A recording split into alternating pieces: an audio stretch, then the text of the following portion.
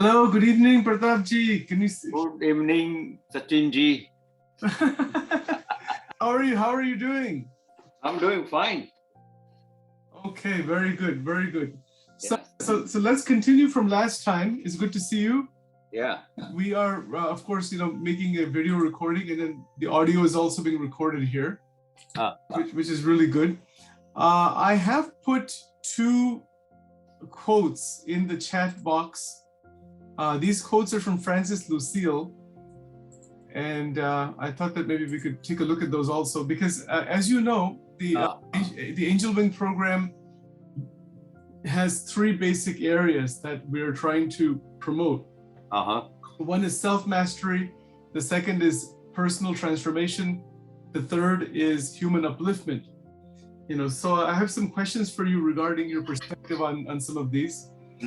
Based on our conversations so far, we were talking about so many different pieces about awakening and realization of the truth and whatnot. One interesting idea that one of your teachers, Francis Lucille, has stated, that we are one huge universe speaking and listening to itself. Yeah. This is a statement that is very non-dual in nature. There's just the one that is appearing as many, functioning as many, acting as many. And then the second quote is, keep everything open and live from openness to openness.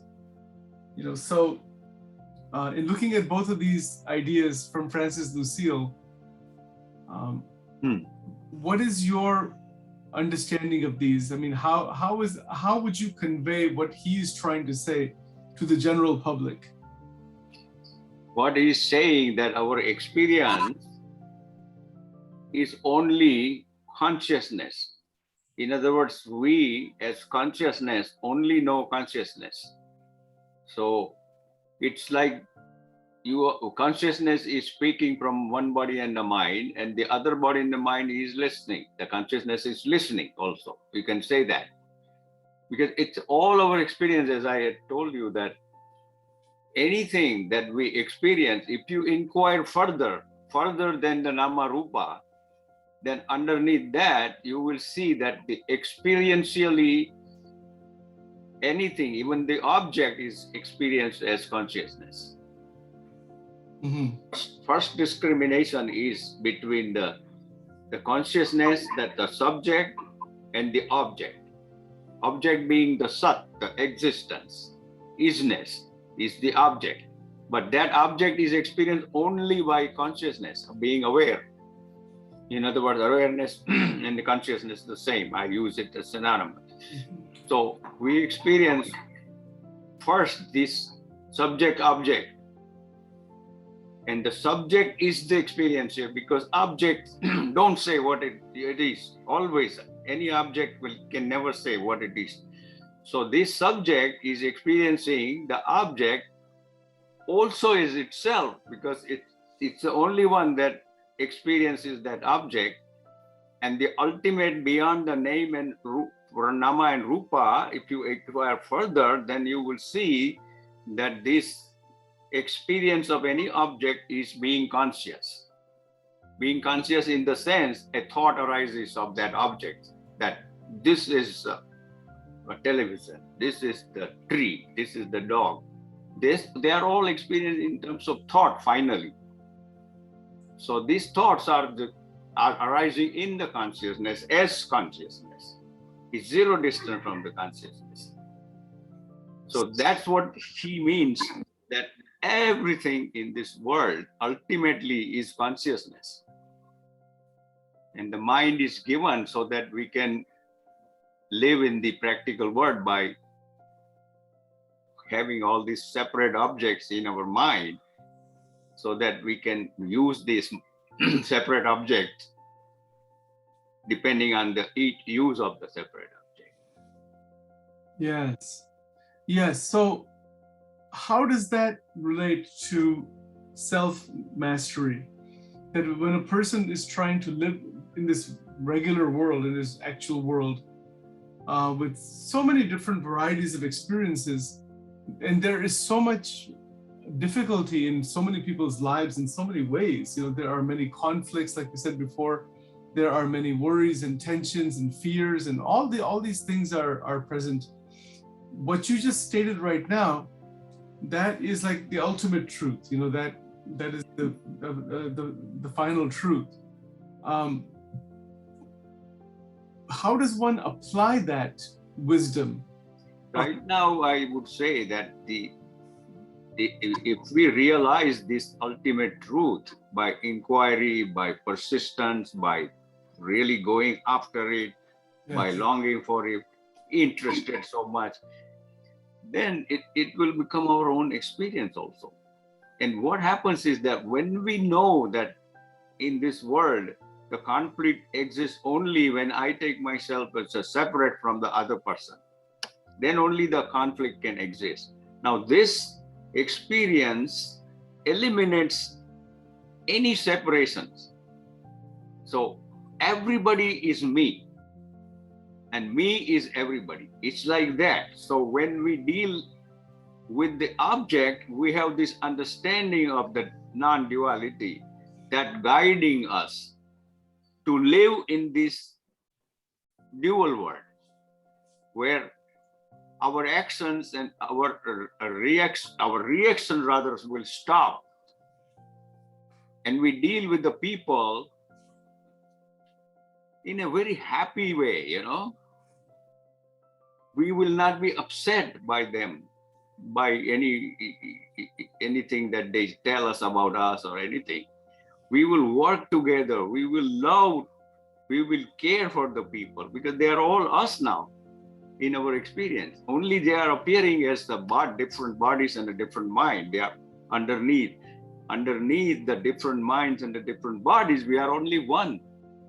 And that tremendously helps us to have a self-mastery, the one that we are aiming to teach people, right? So that really helps. Exactly. If only we can realize who I am is this consciousness, and it's not that difficult also. Right, but what happens in day-to-day life, in most people's lives, it's as if that the mind is bombarded with diversity. There's just so much differentiation in every way, everywhere you turn. To really see beyond that and to see the oneness, this is a very special vision. It doesn't happen in most people's lives. In some people's lives, it may be happening, but in most of the cases, it doesn't seem to happen. One is pretty much lost in that diversity, as we mentioned before. We talked about diversity last time and about navigating through it and realizing and kind of awakening out of it.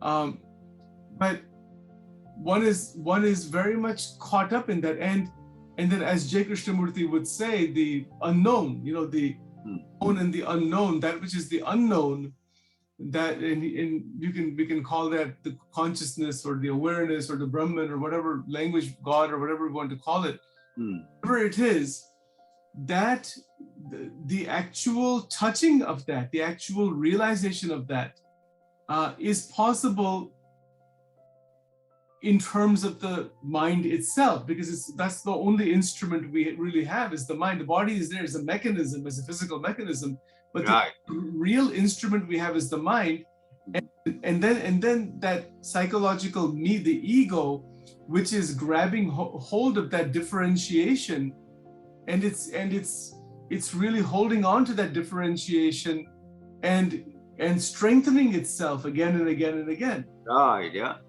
Right? So if you were to examine this a bit further, is the ego just another play of the consciousness? Yes, that's a good question. Ego is another play of the consciousness. In a way, I can say that, yes, it is another play.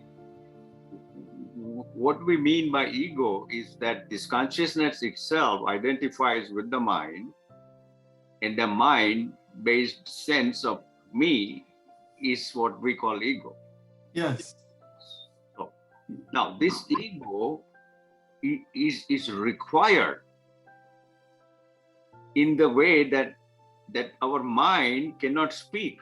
When we have to deal with the society, individuals, apparently individuals, and then we have to answer the question and all those things, share our mind. We need to say something. So that way, this mind-based sense will express what it knows about the mind through it. Okay, but the only problem is that we take that ego as a real I. Even though we use the word ego, I should not have ego and all those things, but I should not have ego is not the correct way to understand the ego. This ego is Pratap. Ego is Sachin, like that. And the ego is the most useful thing. That's why this consciousness as a universal intelligence has designed it so that you can use it for communication purpose, for helping somebody, for helping this body itself. Also, all those things are like fulfilled by this sense of me through the mind. Only problem comes when we take it as a real identity. My real identity is that. So if my real identity is this, then it's a separate entity that I'm using. One consciousness itself is in ignorantly acting as ego, so to speak. Yeah. And for a reason I explained, it's needed, but it's not a real I. And once we know it's not a real I, then it is consciousness itself.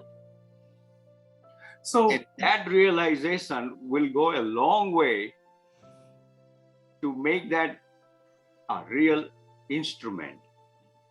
yes, so could we say then that the consciousness, which is undifferentiated consciousness, the Satchidananda, the truth, consciousness, bliss, the reality itself, the actual reality Itself has a certain power, like in Vedanta that would be called Maya. It's a certain illusory power, certain covering power or differentiating power that it itself, through its own power and potency, appears as the world. This is the non-dualistic Advaita Vedanta's central idea, right. that the entire differentiated world that is in our perception, it does exist, but it exists as a dream of the Brahman, as a dream of the One, of the dream of the consciousness. It is a dream of consciousness. It is a play of consciousness. Play of consciousness. It is kind of playing. It is the one that is playing within its own power. Within its own power. So it's like making various people by giving them a different kind of conditioning depending on where the place is and the time in which the person is born. Right, exactly. Those are like a costume that you wear to play this drama. Exactly. But the only requirement is that you have to know that it is a drama. Well, yes, and that raises one of the big objections to Advaita Vedanta, and that is that how can consciousness, which is pure, which is beyond ignorance and all of that, how can it come into ignorance? So no, it's not like a real ignorance. What happens is that when it reflects in the mind, it's like a shadow or a reflection itself is taking it as a real consciousness. Right. It doesn't know the real consciousness, which is reflecting in the mind. Yes. It's a chidabhas. The word is used. The chidabhas means that it reflection taking itself as a real. But that is a problem. It's not a real consciousness. It is that which is identified with the mind in a sense. a separate sense Yes, of but a separate entity. right. But the How can there origin, be a two reality? One, this separate one, the mind-based thing, and the yeah. one is a real consciousness. There cannot be two, right? So There it's cannot an be- apparent self-imposed on consciousness on itself. It superimposes the limitations of the body and the mind with this reflection taken as a real. Mhm. It's very interesting. It's very interesting because it really raises several questions, and it really kind of, it's a matter of realization ultimately that all of this thing, that there is this supreme consciousness that is the one without the second, it itself is the only thing that exists. So then even all the experience of duality is only a play. It's a consciousness that is playing those roles, as you're saying. You know, it's not actually what's going on. Actually, there's only that one reality. But that has to be realized, because how many people will think ordinarily that we are playing the drama? They will take themselves as the realized. This is what it is. And in fact, even Adi Jagadguru Shankaracharya ji, he has mentioned in Vivek Chudamani and other places that the Maya, the concept of Maya is beginningless, that this particular power of the Brahman that is called Maya, or this particular power of the one, it is beginningless. So there's a question asked in Vivek Chudamani, when did this Maya come about? He said there is no answer to that question. That is beginningless. It is anadi. It is eternally existing. So that is the mystery. I mean, it's like some of the sages have stated that once you are awakened out of Maya, the question of why Maya is there and where it came from disappears. The question exactly, when you see, Maya really is of two types. One is the cosmic illusion.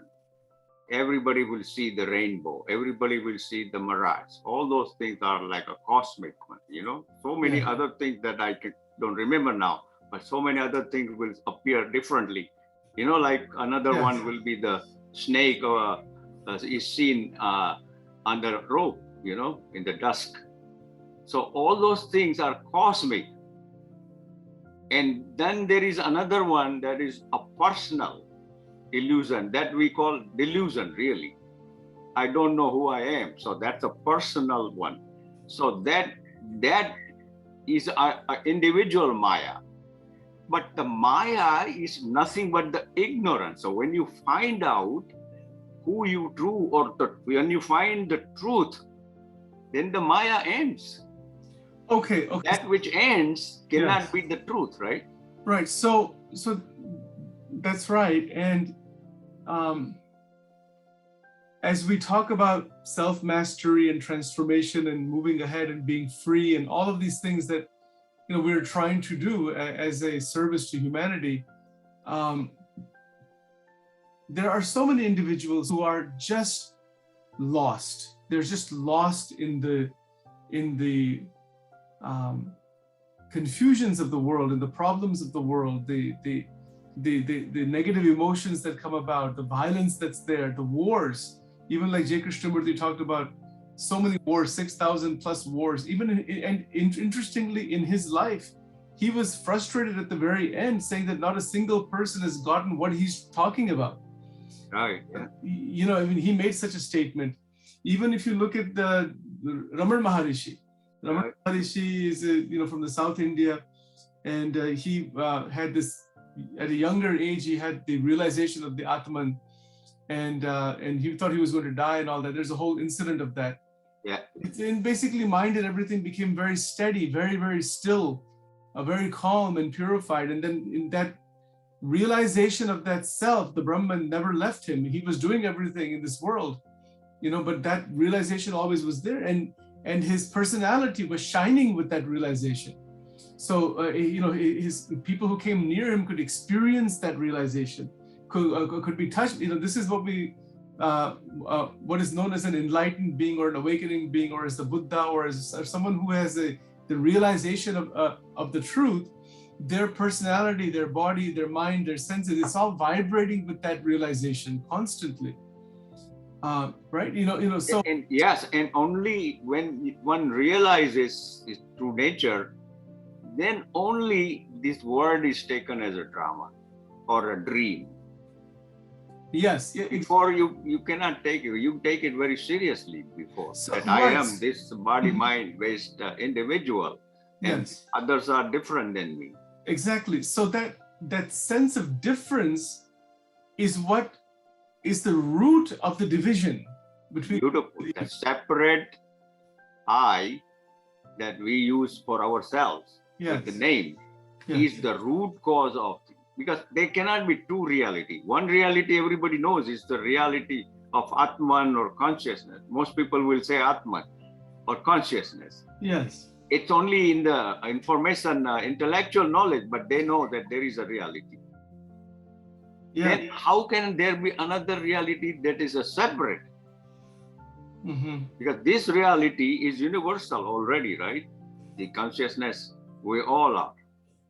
When we inquire, then the separation drops away on its own. With this understanding, the separation drops away in the sense that this separation is really consciousness itself. When identifies with the mind and the body, then it is only a tool to wield by the consciousness. Yes. Yes. Yes. Exactly. And in my understanding of a lot of this, one way to approach all of this reality or these questions is through attention to the flow of energy. That energy flow within us. Anybody can realize that there is energy flow, but energy can contract, it can expand, it can get funneled, it can be damaged, it can grow. So many things can happen to internal power. And it seems to me, over the years of my study and my own sadhana and other things over the years, that energy flow is something that we can keep attention to, because the conservation of energy and the purification of energy is a doorway into the awakening of this intelligence. So many sages have talked about keeping your internal energies intact and not letting them fragment, not letting them get dispersed. In different ways they have talked about this.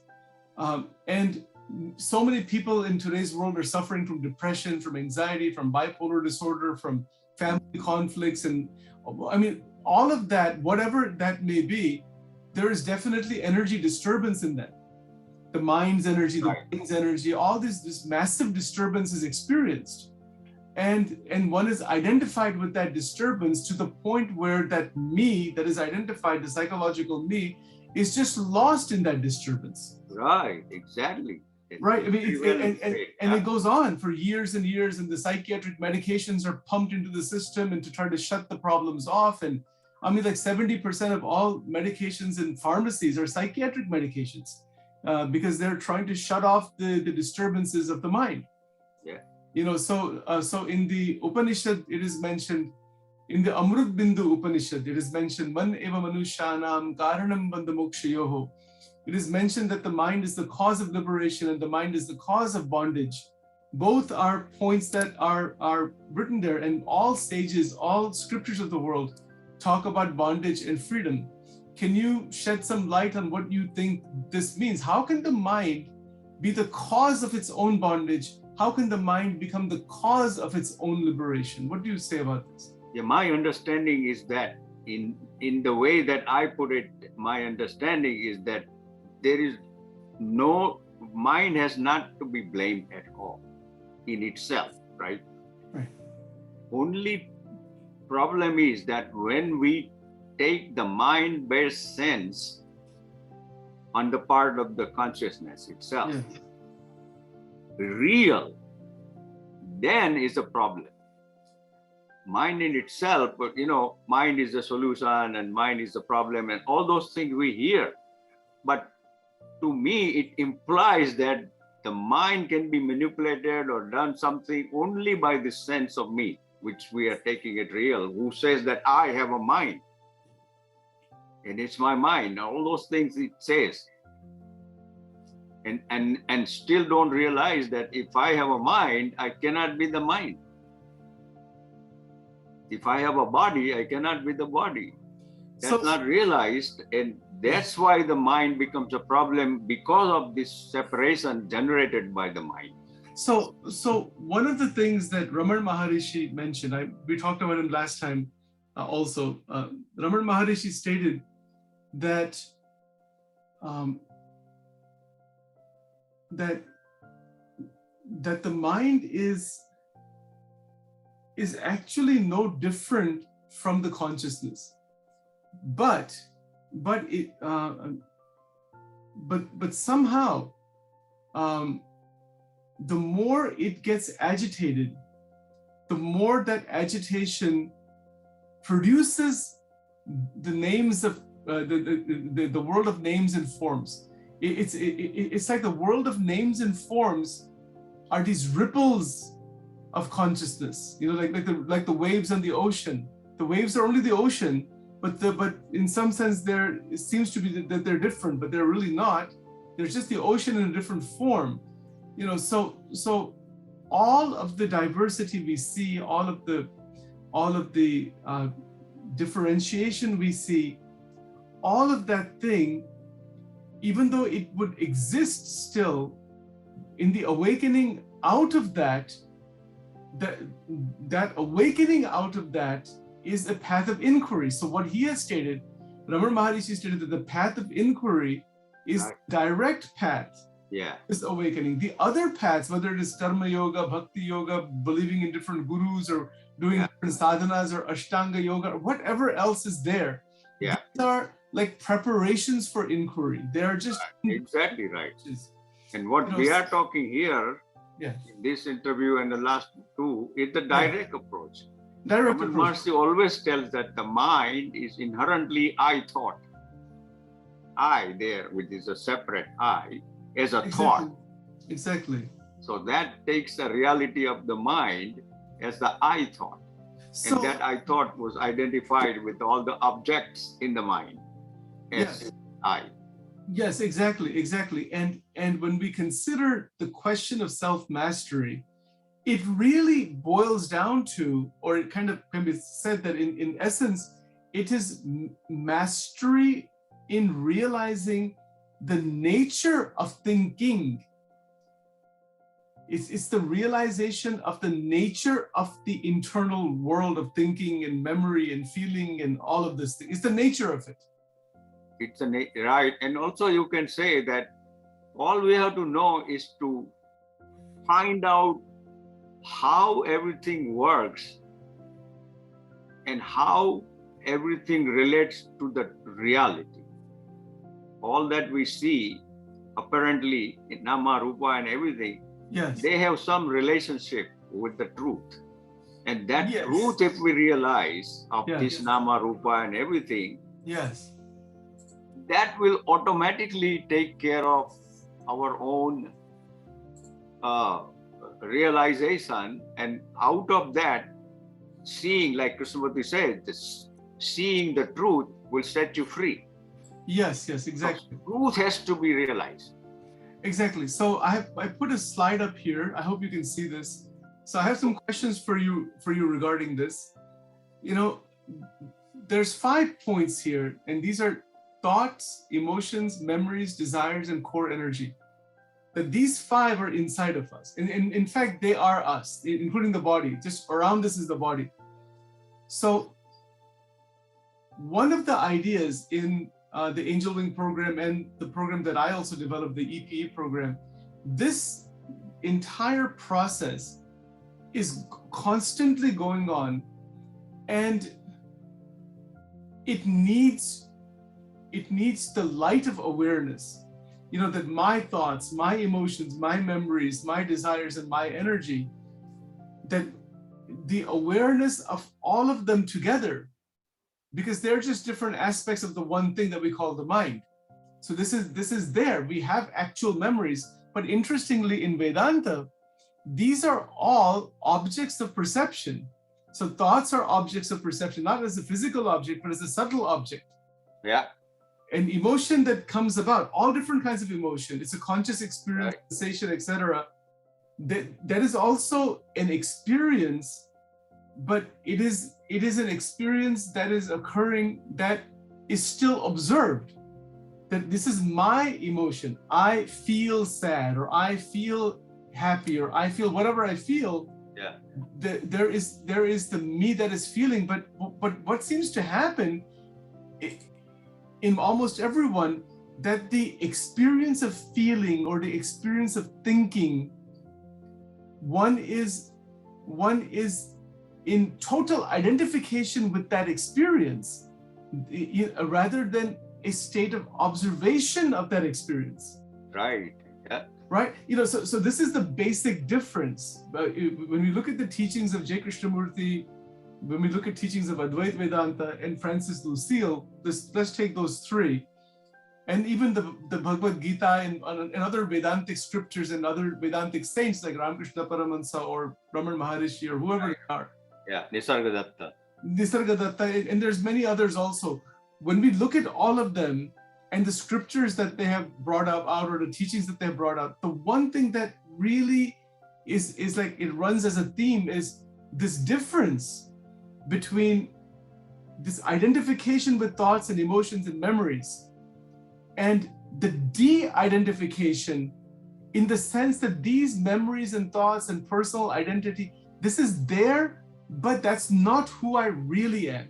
Right, exactly. They don't have to be gotten rid of it, because it's not a very successful attempt. Only thing is these, every one of your on your chart, the emotions and Yes. the desires Yes. and the memories and all those things Yes. are nothing but the reality itself, consciousness itself in the motion, so to speak. Yes, It's yes. like a waves in the ocean, which is Yes, a consciousness. Right. So they are just only an appearances of the reality.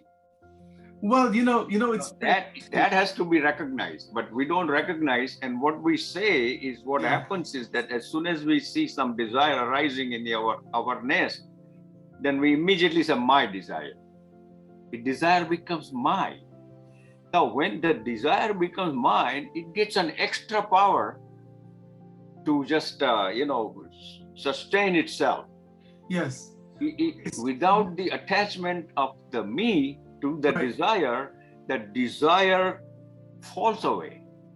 So It doesn't stand anywhere. Right, exactly. Because it arises, and whatever arises in the consciousness has no time or nothing. No, it doesn't have any time, exactly. So it comes and goes on its own. But this me is a thought. So that thought of me, it takes hold of the desire. You And know, that's yes. the problem. One of the things that Shankaracharya ji, Adi Jagat Guru Shankaracharya ji stated was that all dualistic practices, worship practices in every part of the world, and he himself composed so many Sanskrit prayers and hymns.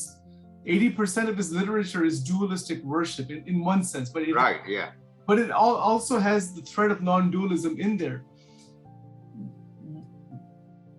His point of view, and many others or on the Advaita perspective, are saying that all dualistic sadhana or worship or practice of any kind, meditation practices, whatever it might be, if it's dualistic, its aim is purification of the mind.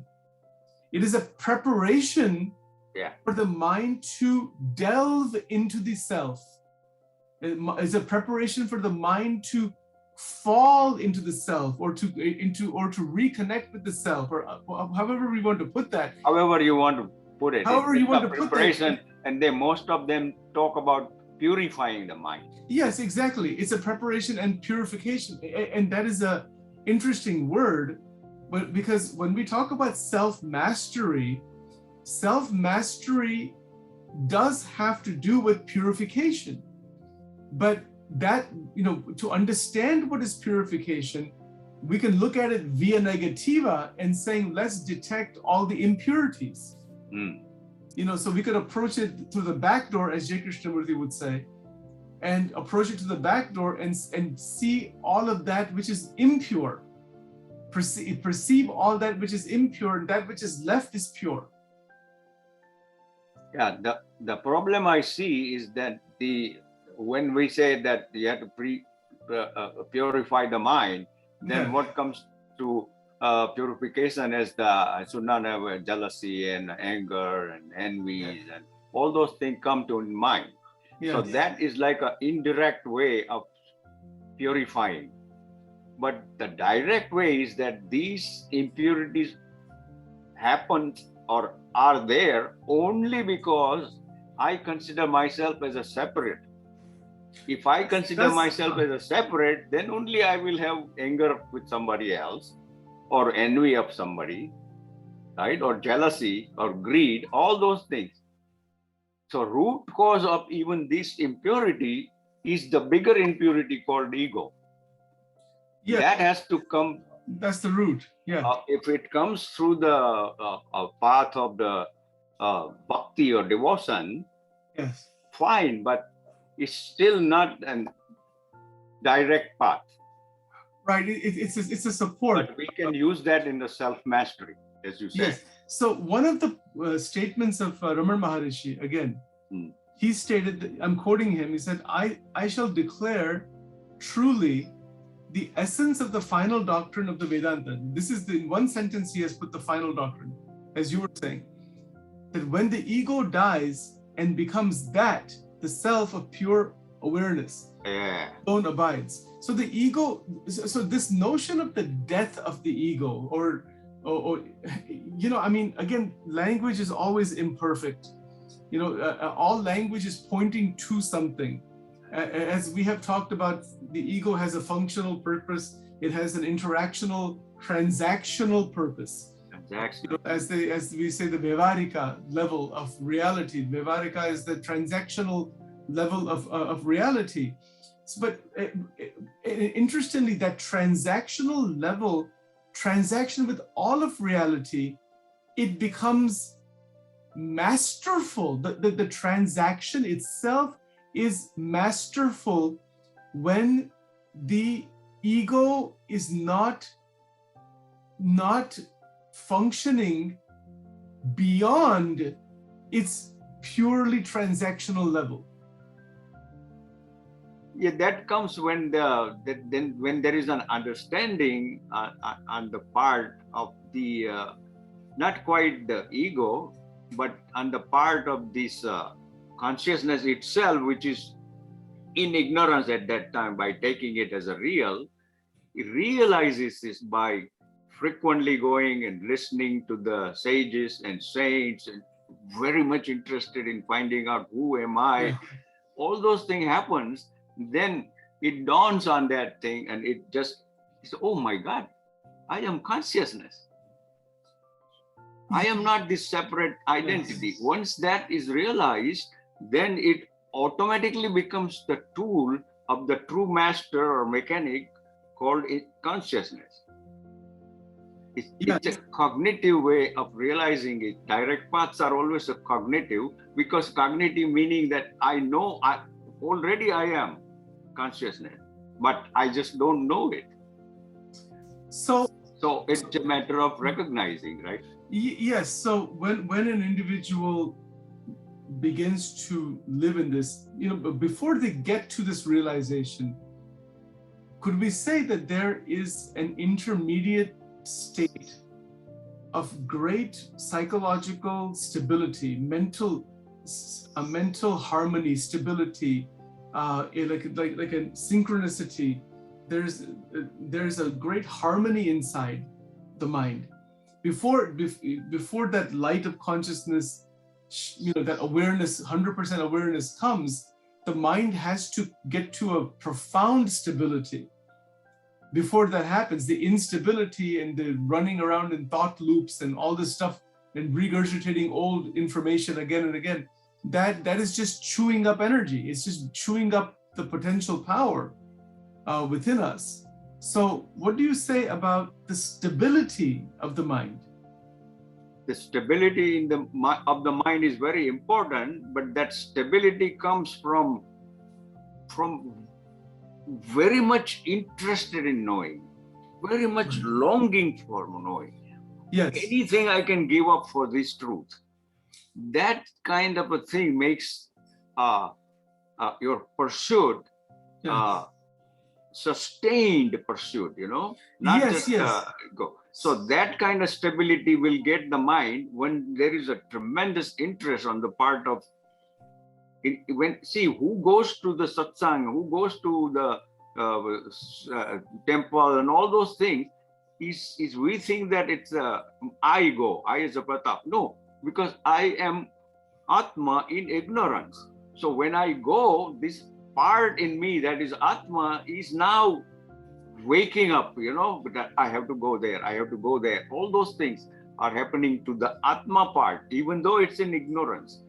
But as you said, it's like a little bit of a purification process on the part of the separate I. Well, exactly. Yeah, I mean, someone like J. Krishnamurti, he talks about that there's no path, that no path can take you there.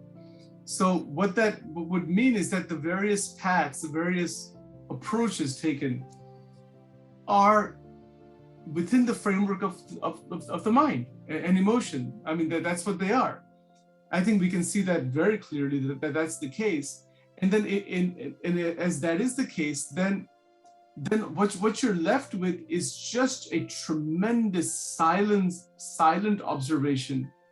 And in that silent observation, there is a dimension that opens, you can say mystical, or if you want to use that word, but something that is beyond the usual mental activity of the waking world or the dream world or the deep sleep world, that is beyond these three, the waking, dream, and deep sleep states. One is a witness to all of it, and one is awakened out of it. The awakening out of the three. In the dialogue with Anderson, J. Krishnamurti mentioned this in the last two meditation dialogues. It's like the last 2 hours of that at times at nighttime, the mind can see into a dimension that it has never seen before.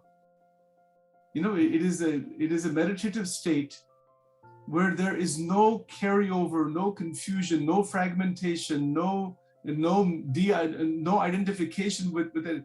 It's a state of phenomenal clarity and interconnection.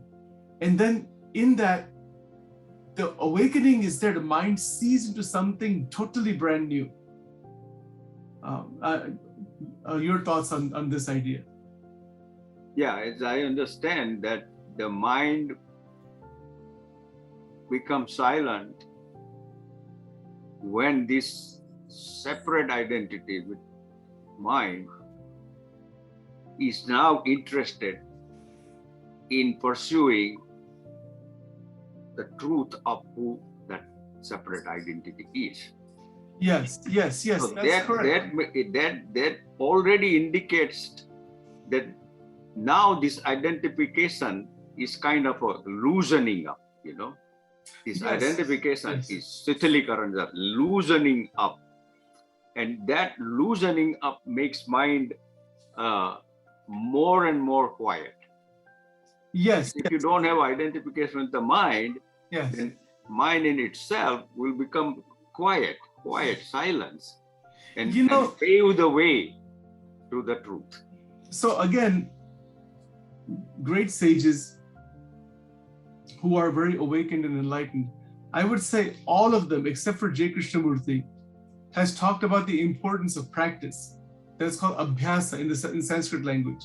Even in the Bible, Jesus talks about, performing works to please God. And there's different practices shown in the Abrahamic religions of the world, Judaism, Christianity, Islam, and then many other paths also. Buddhism also has a lot of practices within there. So human beings, we are alive in this world. We are alive in this world in so many different ways. And we have to perform action, just as the Gita is also saying, in chapter 3 in the Karma Yoga in the Bhagavad Gita, that nobody can remain in this world without performing action. Right. This action is performed all the time. We cannot maintain our body, we cannot survive, we cannot do anything. We cannot even think of Vedanta or higher consciousness or self-mastery or anything unless we have a life that is allowing us to do so. So activity in life is essential. The real question is about being able to perform meditation practices, worship practices, reflective practices, dialogues, and what you were just saying, the intensity that one has to unravel the truth, to go after the truth, that intensity needs to be awakened to its full strength. Because I can say that, yeah, okay, I want to realize the truth, or I want to liberation, or I want to realize consciousness, or whatever, I can say that in passing. I can say it with some force, with some intensity, a little bit low level, but the heightening of that intensity that takes one to the self, or prepares one for the dawning of the self, the dawning of the Brahman, or dawning of consciousness. What do you say about how to awaken that desire, that intensity for realization of this truth? In my understanding, when I practice, then I have to understand. If I don't understand, then I take myself, this separate entity takes myself as one who is practicing. So you are already now separating out that, and it continues to remain separate. So the practice has to be undertaken as if this practitioner is not really there. Right. It's a very interesting the one that I know right now as practitioner is not there. So with that kind of a mindset, for example, if I do so many things, now so many things, you saying that you have to act, There is no way that we cannot act, because we are not the actor, really. That has to be understood. When activity happens through this body and the mind, you are not the doer of that. And when that is understood, then the practice gets the strength. Now, then this practice is now done as if there is no one who is practicing. That's the mindset. So practitioner kind of a merges. Yes. So that division that J. Krishnamurti talks about, the controller and the controlled, right? That division doesn't exist anymore at that point. You're not trying to control something through a controller. The controller meaning one part of the mind trying to control another part and creating conflict and resistance. That's not present. Exactly, that is what he says, that the controller is the controller. Is the controlled, yes. Observer is the observer. Right. So right there, without mentioning the word duality, he is telling us that there is no duality between the observer and the observed. But the observer, I become observer. When I say I am seeing the tree, I become observer. And I don't realize that it came from the mind. The tree is in the mind, that I'm taking it and then I'm expressing it as if I am seeing the tree. I am seeing the tree, I take it as a real. So I'm usurping this observer, which is really observed. So there is no duality. I've been telling this for so many years now, that this I creates the artificial duality by trying to control the mind, or by doing as if it's a doer and all those things. So when that is understood, then you can practice in a way that you can practice by going to the temple, or all those things that helps you to be a devotional. But the greatest devotion to me is to the truth. Well, if we are to look at it in a much universal manner, every experience of any kind that we are in connection with, whether it is devotional or meditative, or whether it is just worldly experience. I mean, I'm even referring to things like people who are drinking alcohol or they're doing other things of, you know, that are more sense gratification type of activity. Even all of that, if you take the full range of experiences, they are a great guidance about the Atma or about the consciousness, because every experience is giving more understanding about the nature of the mind itself and is giving experience of the world. I mean, that's the experience of diversity and the quality of this experience. You know, each experience has its own quality to it. Like if I put a donut in my mouth, I have a certain quality. If I put something else in my mouth, it'll taste different. You know, so the tastes are innumerable. The different types of sensations coming in the ears and the eyes, innumerable are there.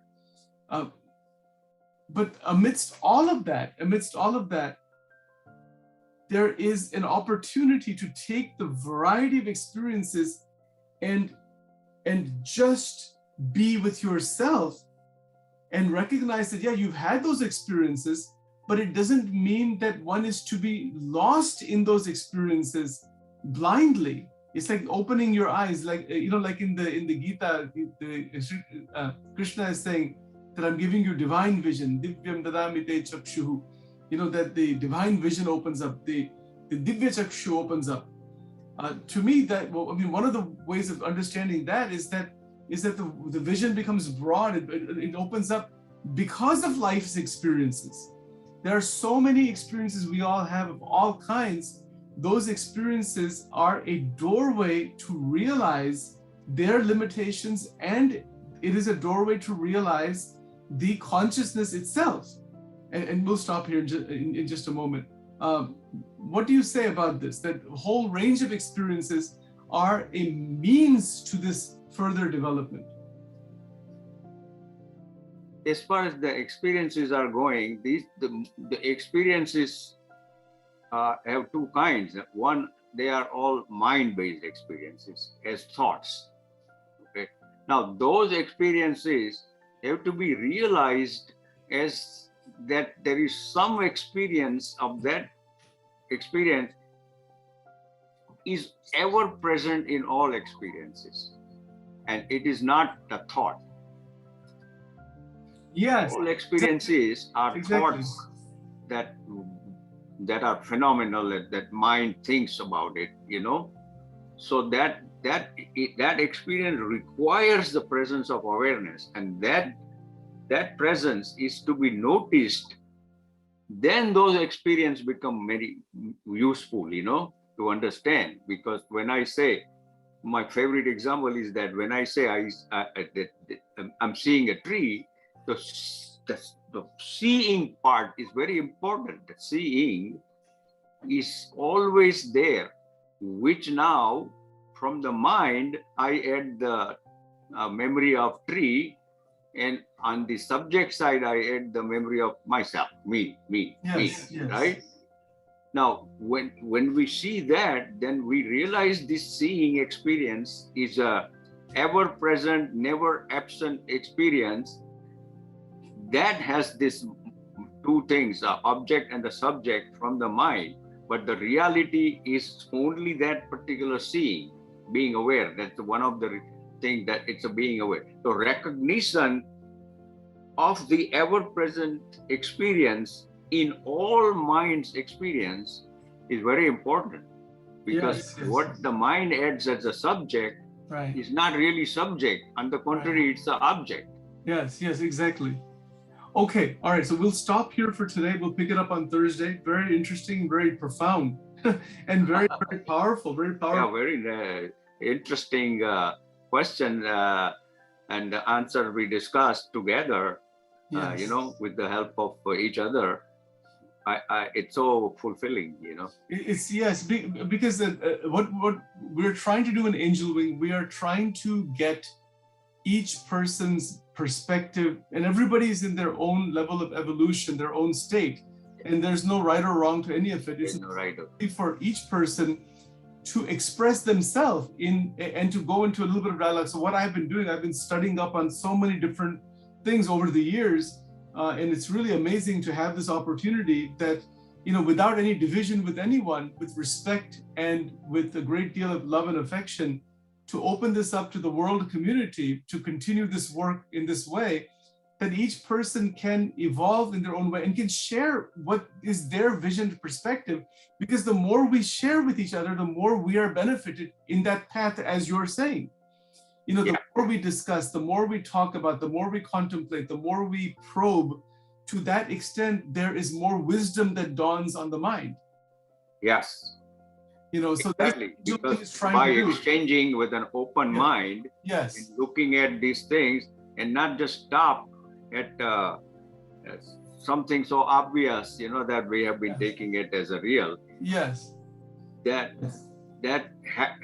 facilitated by the exchanges from the various people. Yes. Yes. Yeah. Ultimately, the truth will prevail as a result of that. So we'll stop the recording here. And so thank you, Mr. Bhatt, for your time. Let me just stop the recording here.